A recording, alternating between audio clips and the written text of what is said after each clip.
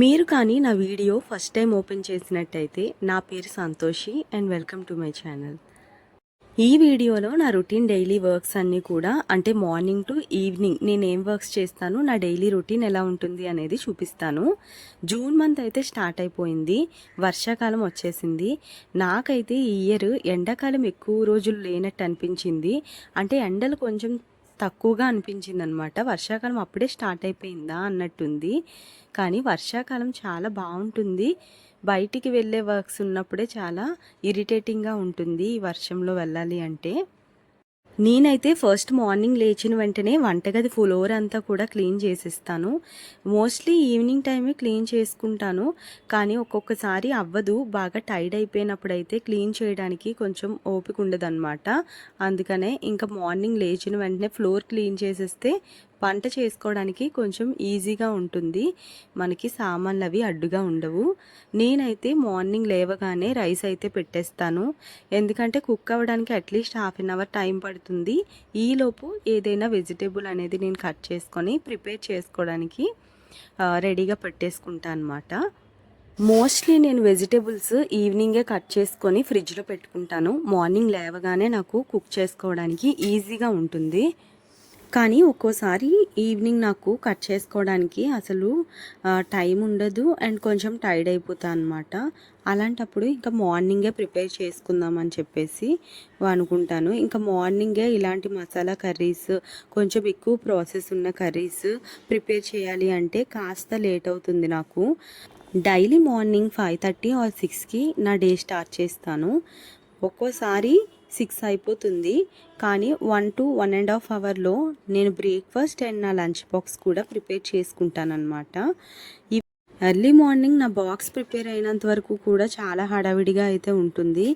Last week కూడా ఒకసారి కాకరకాయ కర్రీ అయితే వండాను. అప్పుడు ఈ 2 కాకరకాయలు కూడా మిగిలిపోయాయి అనమాట. ఎక్కువైపోతుందని చెప్పేసి వదిలేశాను.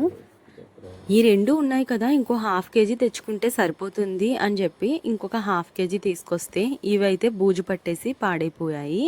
ఇంకా ఇవి పక్కన పెట్టేసి మిగతా ఇప్పుడు ఏదైతే తెచ్చానో ఆ హాఫ్ కేజీ కాకరకాయ కర్రీ నేనైతే ప్రిపేర్ చేస్తున్నా. ఇప్పుడు నేనైతే అన్ని వెజిటేబుల్స్లోన మసాలా యూస్ చేయను, చాలా రేర్గా వాడతాను. ఎక్కువగా కొబ్బరి యూస్ చేస్తాను అనమాట. ఎక్కువగా ఇలాంటి ఫ్రై కర్రీస్ చేసేటప్పుడు అయితే నువ్వులు, పల్లీల పొడులు ఎక్కువగా వాడుతూ ఉంటాను కొంచెం టేస్ట్ కోసం. మనకి బయట షాప్స్లో చాలా మసాలా ప్యాకెట్స్ అవైలబుల్గా ఉంటాయి, కానీ వాటిని కొని యూస్ చేసే బదులు ఇంట్లోనే మనం ప్రిపేర్ చేసుకుంటే మనకి హెల్త్కి కూడా చాలా మంచిది.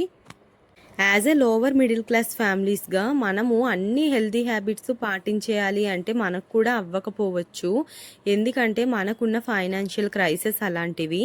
అలాంటప్పుడు మనకి ఏవైతే అందుబాటులో ఉంటాయో వాటిని అట్లీస్ట్ మనం పాటించినట్టయితే మన హెల్త్కి చాలా మంచిది అండ్ మనకు కూడా ఎలాంటి సైడ్ ఎఫెక్ట్స్ అనేవి కూడా రాకుండా ఉంటాయి. నా ఫ్రెండ్సే కొంతమందికి హైదరాబాద్, బెంగళూరు అండ్ చెన్నైలో ప్లేస్మెంట్ వచ్చి అక్కడ హాస్టల్లో అయితే ప్రెజెంట్ స్టే చేస్తున్నారు. హాస్టల్ ఫుడ్ కోసం తెలిసిందే కదా, అస్సలు బాగోట్లేదు అండ్ వాళ్ళకు కూడా చాలా హెల్త్ ప్రాబ్లమ్స్ అనేవి వస్తున్నాయి. కొంతమంది నార్మల్గా ఉన్న వాళ్ళు కూడా ఊరికనే లావైపోవడము అండ్ ఇంకొక ఫ్రెండ్కి అయితే కిడ్నీలో స్టోన్స్ రావడము. ఇవి ఎందుకు చెప్తున్నాను అంటే మనం బయట ఫుడ్ అనేది ఎంత డేంజరస్ అనేది నాకు అప్పుడే అర్థమైంది. నేను ఇంట్లో ఫుడ్ తింటూ ఇప్పుడు ఆఫీస్కి వైజాగ్లోనే నేను జాబ్ చేసుకోవడం అనేది ఒక బ్లెస్సింగ్లా అయితే భావిస్తాను. మా డాడీ కూడా నాకు హైదరాబాద్లో జాబ్ వచ్చినప్పుడు ఒకటే అన్నారు, ఏదైనా మనకి ఇంటికి దగ్గరలో అయితే చూసుకో, అది కూడా 9 to 6 జాబ్ అయితేనే చెయ్యు అని చెప్పి. ఆ రోజు మా డాడీ అనేది ఎందుకన్నారా అని చెప్పి చాలా కోప్పడ్డాను. నా ఫ్రెండ్స్ అందరూ కూడా వెళ్ళి హ్యాపీగా మంచి ప్యాకేజ్తో సెటిల్ అయ్యారు, నేనే ఇలా ఉండిపోయాను. వైజాగ్లో అంత మంచి ప్యాకేజ్తో జాబ్స్ రావు అని చెప్పి చాలా ఫైట్ చేశాను. కానీ ఇప్పుడు నాకు వచ్చిన శాలరీతో వైజాగ్లోనే ఉంటూ హోమ్ ఫుడ్ తింటూ నా లైఫ్ వాళ్ళకంటే చాలా బెటర్ అనిపిస్తుంది. ఎంతైనా మనం మన ఇంట్లో ఉంటూ మన ఇంటి దగ్గర నుండే జాబ్ చేసుకుంటూ మన వాళ్ళతో ఉంటే ఆ హ్యాపీనెస్సే వేరే కదండి. ఏమో నాకైతే అలానే అనిపిస్తుంది. ప్రెజెంట్ అయితే నేను అదే ఫీల్ అవుతున్నాను. ముందైతే నాకు అక్కడికి ఇక్కడికి వేరే దూరంగా వెళ్ళి జాబ్ చేసి మంచిగా లైఫ్ ఎంజాయ్ చేయాలి, ఫ్రెండ్స్తో ఎంజాయ్ చేయాలి అని ఉండేది. కానీ ఇప్పుడు మాత్రం ఫ్యామిలీయే నా ఫస్ట్ ప్రయారిటీ అయిపోయింది. కానీ దూరంగా వెళ్ళి వర్క్ చేసే వాళ్ళని నేనేం తప్పు అనట్లేదు. బట్ మన జాగ్రత్తలో మనం ఉండడం మంచిది. అంటే మనము హెల్తీగా ఫుడ్ తింటూ బయటవి ఎక్కువగా తినకుండా ఉంటే మన హెల్త్ అనేది మన కంట్రోల్లో ఉంటుంది. లేదు అంటే తర్వాత మన ఫ్యామిలీ కూడా మన వల్ల చాలా సఫర్ అవుతూ ఉంటారనమాట. నేనైతే నా ఫస్ట్ జాబ్ జాయిన్ అయినప్పుడు నాకు చాలా కూడా టెన్షన్గా ఉండేదన్నమాట.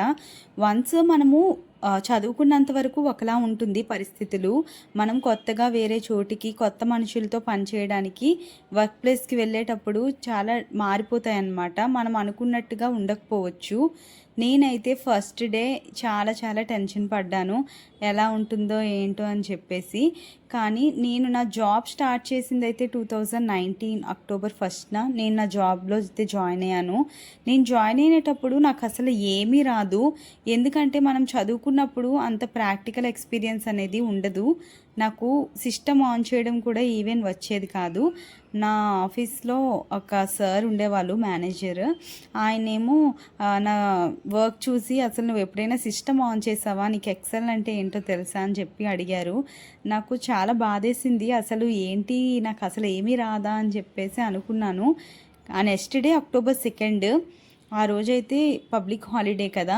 నేనేం చేశానంటే ఇంట్లోనే కూర్చొని మార్నింగ్ 8 o'clock అనుకుంటా స్టార్ట్ చేశాను. యూట్యూబ్లో 5 గంటల్లో ఎక్సెల్ నేర్చుకోవడం ఎలా అనేది ఒక వీడియో చూసి మా ఇంట్లో సిస్టమ్ ఉంటే దాంట్లోనే ట్రై చేసి మొత్తం బేసిక్స్ అన్నీ కూడా నేర్చుకుని ఆ నెక్స్ట్ డే వెళ్ళాను అనమాట. సార్ చూసి అడిగారు, మొత్తం అంతా కూడా నేర్చుకున్నట్టున్నావు ఇంట్లో అని చెప్పి. నాకు చాలా హ్యాపీ అనిపించింది. అట్లీస్ట్ మనం చేయాల్సింది మనం చేసామనుకోండి, అవతల వాళ్ళు కూడా మనకి మంచిగా బూస్ట్ ఇస్తారనమాట. అంటే మెచ్చుకుంటారు, బాగా చేసింది అమ్మాయి, సో మనం కూడా బాగా నేర్పిస్తే బాగా నేర్చుకోగలుగుతుంది అని చెప్పి.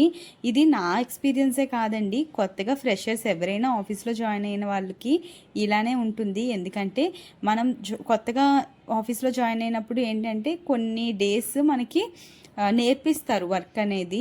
కానీ అలాంటప్పుడు మనం ఎదుర్కొనే సమస్యలు కొంచెం మనకి బాధగా అనిపిస్తాయి. నేనైతే ఫస్ట్లో చాలా బాధపడ్డాను.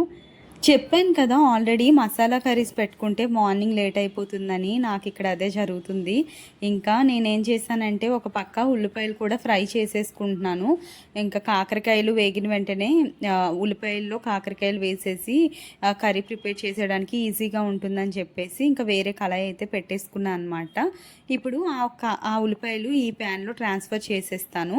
ఎందుకంటే మనం కొంచెం దలసరి కళాయిలో కర్రీస్ వండుకుంటే అడుగు మాడకుండా ఉంటాయి. మాడిన వంటలు ఎక్కువగా తినకూడదు అంటారు, అది హెల్త్కి అంత మంచిది కాదంట. ఇలా చేస్తే కాస్త నాకు కొంచెం ఈజీగా అయిపోతుందని అయితే చేసేస్తున్నానండి. కాకరకాయలు ఫ్రై చేసుకున్న తర్వాత ఆయిల్ అనేది పక్కకు తీసేసుకున్నాను కాస్త. ఎందుకంటే ఇంత ఆయిల్ మనకి కర్రీకి ఎక్కువ అయిపోతుంది. ఈ రిమైనింగ్ ఆయిల్ నేను ఇంక దేంట్లోనే వాడనండి, ఎందుకంటే అది చేదు వచ్చేస్తుంది వేరే కర్రీస్లో మనం యూజ్ చేసినా సరే. అందుకే దీన్ని అయితే ఇంకా నేను డిస్పోజ్ చేసేస్తాను. అండ్ అలా ఫ్రై చేసిన ఆయిల్స్ని కూడా రీయూజ్ చేయకూడదు, అది హెల్త్కి కూడా అసలు మంచిది కాదు. ఇక్కడ టమాటా ముక్కలు కట్ చేసి వేస్తున్నాను కదా, వీలైతే మీ దగ్గర పేస్ట్ చేసుకొని అలా అయినా యూజ్ చేసుకోవచ్చు. మంచిగా గ్రేవీలా బాగుంటుంది అలా అయినా సరే. టమాటా మగ్గడానికి కాస్త టైం పడుతుంది. మూత పెట్టేసుకుంటే కొంచెం ఫాస్ట్గా వేగిపోతుంది అనమాట. ఇక్కడ ఇంకొక సైడ్ నేను ఉప్మా అయితే తాలింపు పెడుతున్నాను. ఉప్మా మనకి ఒక 10 minutesలో కంప్లీట్ అయిపోతుంది కదా. మోస్ట్లీ మార్నింగ్ నేను ఉప్మానే చేయడానికి ప్రిఫర్ చేస్తూ ఉంటాను, చాలా ఫాస్ట్గా అయిపోతుంది టిఫిన్. కానీ రోజు ఉప్మా తినాలంటే అందరికీ చాలా బోర్ కొడుతుంది. అందుకనే ఒక్కొక్కసారి దోశలు వేస్తూ ఉంటాను, ఒక్కొక్కసారి బయట నుండి టిఫిన్ తెచ్చేసుకుంటాము. చాలా రేర్ కేసెస్లో బయట నుండి తెచ్చుకుంటాము. మోస్ట్లీ ఇంట్లోనే ప్రిపేర్ చేసేస్తానమాట. ఇది ఇందాక ప్రిపేర్ చేసిన పౌడర్ ఉంది కదా, అది వేసేస్తున్నాను. ఒకవేళ ఇది పౌడర్ అవ్వకపోతే కొంచెం వాటర్ వేసైనా సరే మనము గ్రైండ్ చేసుకోవచ్చు. ఎందుకంటే ఇది వేసిన తర్వాత కొంచెం వేగితే ఆ వాటర్ కూడా ఎవాపరేట్ అయిపోతుంది అండ్ మనకి బాగా ఫ్రై అవుతుంది అనమాట. ఈ కాకరకాయ కర్రీ ఇంకా అయిపోయినట్టే. కొంచెం కారం అండ్ సాల్ట్ మనకి సరిపడా వేసేసుకొని ఆ పచ్చివాసన పోయేంత వరకు మసాలాని కాస్త ఫ్రై చేసుకుంటే అయిపోయినట్టేనమాట. ఇది ఒక 5 to 10 minutesలో ఇంకా దించేయచ్చు. ఏ రెసిపీ అయినా నేను నేర్చుకున్న తర్వాత ఒక 2 to 3 టైమ్స్ నేను ప్రాక్టికల్‌గా చేస్తేనే నాకు గుర్తుంటుంది. ఇది కూడా కాకరకాయ నేను ముందు ఒకసారి ప్రిపేర్ చేశాను. తర్వాత మళ్ళీ ఇది సెకండ్ టైం ప్రిపేర్ చేయడము. ఇది ప్రిపేర్ చేసినప్పుడైతే నేను మళ్ళీ మర్చిపోయాను. నా పాత వీడియో ఒకటి షార్ట్ వీడియో పోస్ట్ చేశాను యూట్యూబ్‌లోనే. అందులో చూసి మళ్ళీ నేనైతే ప్రిపేర్ చేస్తున్నాను అనమాట. ఇందాక చింతపండు కూడా వేయడం మర్చిపోయాను. అది కూడా లాస్ట్‌లో మళ్ళీ వేపి యాడ్ చేశాను. ని రోజు కూడా గోధుమ నూకతోనే ఉప్మా చేస్తే బోర్ కొడుతుంది. అందుకే ఒక్కొక్కసారి ఓట్స్ ఉప్మా కూడా ప్రిపేర్ చేస్తూ ఉంటాను. ఒకరోజు అది, ఒకరోజు ఇది ప్రిపేర్ చేస్తే అంత బోర్ కొట్టకుండా కూడా ఉంటది. ఇంకా మా డ్యాడీకి అయితే మార్నింగే టీ పెట్టేస్తున్నాను. డ్యాడీకి, నానమ్మకి. అది కూడా ఒక పక్క అయిపోతుంది. అండ్ ఉప్మా రెడీ అయిపోయింది. అండ్ లంచ్ బాక్స్ కూడా ప్రిపేర్ అయిపోయింది. నేనైతే కట్టేసుకున్నాను నా క్యారీస్ కూడా. ఈరోజైతే లంచ్లోకి నాకు ఫేవరెట్ కర్రీ అనమాట కాకరకాయ. ఇంకా నేను బాక్స్ ప్రిపేర్ అయిన తర్వాతనే నేను రెడీ అవ్వడం అయితే స్టార్ట్ చేస్తాను. ఎందుకంటే మళ్ళీ నేను వంటగదిలో అయితే అడుగు పెట్టను. అంతా ప్రిపేర్ చేసేసుకున్న తర్వాతే మళ్ళీ వెళ్తాను. ఇంకా కాసేపు మేడ మీద నేచర్ని ఎంజాయ్ చేసి నా బ్రషింగ్ అన్నీ కంప్లీట్ చేసేసుకొని ఆఫీస్కి అయితే స్టార్ట్ అయిపోతాను. వర్షం అయితే స్టార్ట్ అయింది. ఇంకా మధ్యలో బండి ఆపి నేను నా రెయిన్ కోట్ అయితే వేసుకున్నాను. రెయిన్ కోట్ వేసుకునేటప్పుడు నా తిప్పలు చూడాలి ఈ వర్షాకాలంలో. నాదైతే ప్యాంటు అండ్ షర్ట్ మోడల్లో ఉంటుంది కదా, ఆ టైప్ ఆఫ్ రైన్ కోట్ అనమాట. పక్క కాపి వేసుకునేటప్పుడు కొంచెం అన్కంఫర్టబుల్గా ఉంటుందన్నమాట. ఎవరైనా చూసినప్పుడు ఏమనుకుంటారా అని చెప్పి. కానీ వేసుకోకపోతే మొత్తం అంతా తడిచిపోయి ఇంకా డిఫికల్టీగా ఉంటుంది. ఇంకా తప్పదు. ఆఫీస్కి అయితే రీచ్ అయిపోయాను. ఈసారి తీసుకునేటప్పుడు ఓవర్గా టోటల్ ఒకేలాగా ఉంటుంది కదా పైనుండి కింద వరకు. అలాంటి రెయిన్ కోట్ మోడల్ అయితే కొనుక్కుందామని అనుకుంటున్నాను. ఇక ఆఫీస్కి వచ్చి నా రెయిన్ కోట్ అవి కూడా బయట వేసేస్తాను. కాస్త వాటర్ అది కూడా పోతుందని. ఇంకా వర్క్ స్టార్ట్ చేసే ముందు బాబాకి అయితే దండం పెట్టుకుంటాను. ఎందుకంటే వర్క్లోనే ఎలాంటి మిస్టేక్స్ చేయకుండా ఉండాలి అని. నాకు లంచ్ బ్రేక్ అయితే మాత్రం చాలా ఫాస్ట్గా అయిపోతుంది ఆ టైమ్. ఎందుకంటే మార్నింగ్ రాగానే మెయిల్స్ చెక్ చేసుకోవడము, ఏదైనా ఇన్కంప్లీట్ వర్క్స్ ఉంటే కంప్లీట్ చేసేసుకుంటాం కదా. ఇంకా 1 o'clock అయితే చాలా ఫాస్ట్ అయిపోతుంది. కానీ 1 తర్వాత నుండి 6 o'clock వరకు కూడా ఇంకా చాలా ఇరిటేటింగ్గా ఉంటుంది. అస్సలు టైం అవ్వదన్నమాట. ఇంకా నేనైతే లాగించేస్తున్నాను నా ఫేవరెట్ కాకరకాయ కర్రీతో. కొంచెం కాకరకాయ కూరలో పులుపు ఎక్కువైనట్టు అనిపించింది. చింతపండు ఎక్కువ వేసేసాను. కాస్త తగ్గించాల్సింది. నేను ఎక్కువగా పులుపు తిననమాట. నాకు ఎక్కువగా నచ్చదు. కానీ ఏం చేస్తామో, చేసింది నేనే కాబట్టి ఎలా ఉన్నా తినాలి. ఎవరిని ఏమీ అనడానికి లేదు. కానీ పర్వాలేదు, ఓవరాల్గా బాగానే ఉంది. అన్నంలో కలుపుకుంటే దిగిపోతుంది. నేను తినేటప్పుడు కంపెనీ ఇవ్వడానికి నాకు ఫ్రెండ్స్ ఎవరు కూడా ఉండరు. వాళ్ళు ఏంటంటే వాళ్ళ హౌసెస్ దగ్గరలోనేనమాట. ఒక 5 minutesలో వెళ్ళిపోవచ్చు. వాళ్ళు ఇంటికి వెళ్ళి తినేసి వస్తుంటారు. నేను మాత్రం ఇంకో చాయిస్ లేదు. నేను ఇంటికి వెళ్ళాలంటేనే నాకు ఒక 30 to 40 minutes టైం అయితే పడుతుంది. అందుకనే ఇంకా బాక్స్ అయితే తెచ్చేసుకొని నేను ఒక్కదాన్నే తినాల్సి వస్తుంది అనమాట. ఇంకా తప్పదు, ఇంట్లో వాళ్ళకి కాల్ చేస్తూ మాట్లాడుతూ తినేస్తాను. ఇంకా ఈవినింగ్ అయితే అయిపోయింది. ఇంటికి వెళ్ళిపోతున్నాను. ఇంటికి స్టార్ట్ అయినప్పుడు లొకేషన్ చూడండి ఎంత బాగుందో. నాకు చాలా ఇష్టము ఇలా వెళ్తూ ఉంటే. ఈ జర్నీని కూడా చాలా బాగా ఎంజాయ్ చేస్తూ ఉంటాను అనమాట. కానీ చాలా సైడ్ నుండి వెళ్తూ ఉంటాను. నాకు చాలా భయము స్పీడ్గా వెళ్ళాలంటే కూడా. ఇంకా వెళ్ళేటప్పుడు నేను గాజువాక మార్కెట్ దగ్గర ఆగి ఏమైనా నాకు కావాల్సినవి ఉంటే నేను కొనుక్కొని వెళ్ళిపోతాను అనమాట ఇంటికి. ఇక్కడ వర్షం పడింది కదా, అక్కడ పేటిఎం మిషన్ కూడా వర్క్ చేయట్లేదంట. నేను ఆ పపాయ కోసం అడిగాను. అయితే అది పని చేయట్లేదమ్మా, అమౌంట్ ఉంటే ఇచ్చే అన్నారు. నా చేతిలో అయితే క్యాష్ లేదు. కానీ ఒకసారి ట్రై చేస్తే పేమెంట్ అయితే అయ్యింది. ఆ ఆంటీ అడుగుతున్నారు, ఆ డబ్బాలో వాయిస్ అయితే రావట్లేదమ్మా, అది అయినట్టుగా గ్రీన్ కలర్లో ఏదో వస్తుందంట కదా, చూపిస్తావా అని. అదే మాట్లాడుతున్నాను. ఇంకా ఇంటికి వచ్చేసరికి నా కోసం పానీపూరి అయితే రెడీగా ఉంది. ఇంకా కానించేసా. ఇక ఈ వీడియో కానీ నా మాటలు కానీ మీకు నచ్చినట్టయితేనే సబ్స్క్రైబ్ చేసుకోండి, లైక్ చేయండి. Thank you for watching. Bye.